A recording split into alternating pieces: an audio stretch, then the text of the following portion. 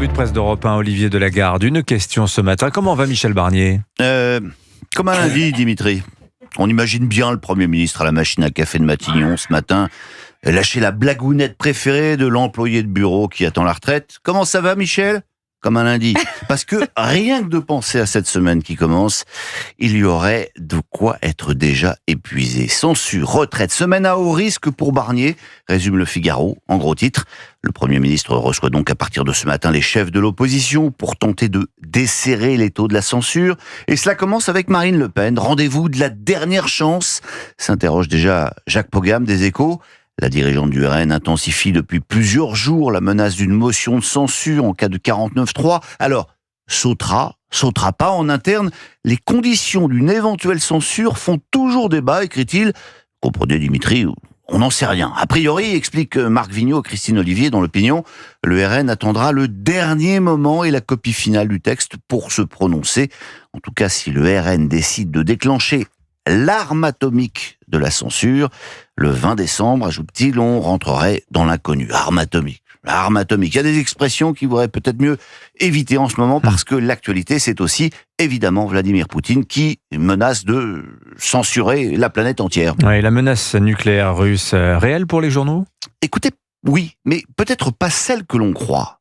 En brandissant régulièrement la menace atomique, écrit Isabelle Lasserre dans le Figaro, Vladimir Poutine a largement contribué à faire disparaître le tabou de cette arme totale. A priori, ajoute-t-elle, tout porte à croire que les menaces russes relèvent essentiellement du chantage politique, mais hormis le fait que l'on ne peut pas exclure totalement un acte extrême de Poutine, la banalisation du discours sur le nucléaire a déjà changé l'environnement stratégique international. La guerre en Ukraine constitue un nouvel encouragement à la reprise de la prolifération nucléaire dans le monde, poursuit-elle. Face à l'Iran ou la Corée du Nord, des pays comme l'Égypte, la Turquie, l'Arabie Saoudite, mais aussi la Corée du Sud et le Japon pourraient se lancer dans la Java des bombes atomiques.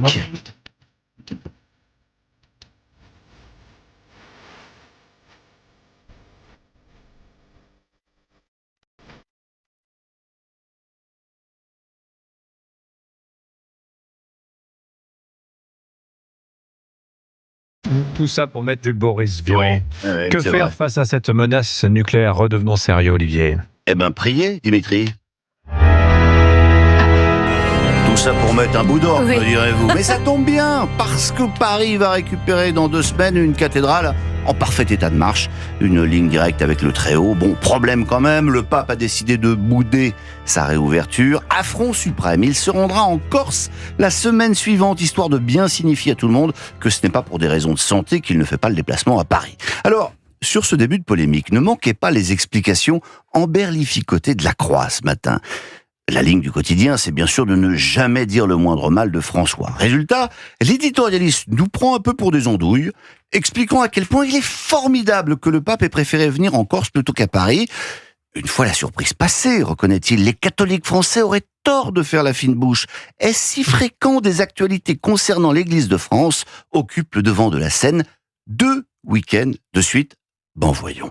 Bon, en page intérieure, Michael Kor, l'envoyé spécial permanent de la Croix au Vatican, nous dit les choses plus simplement.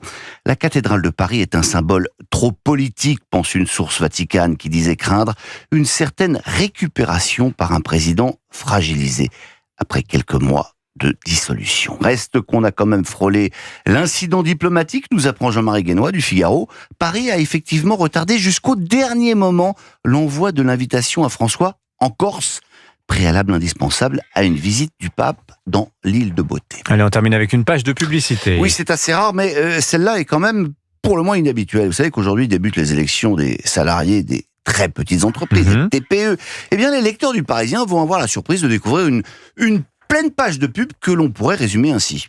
C'est la lutte finale, pour nous et le Une pub pour la CGT, hashtag je vote CGT.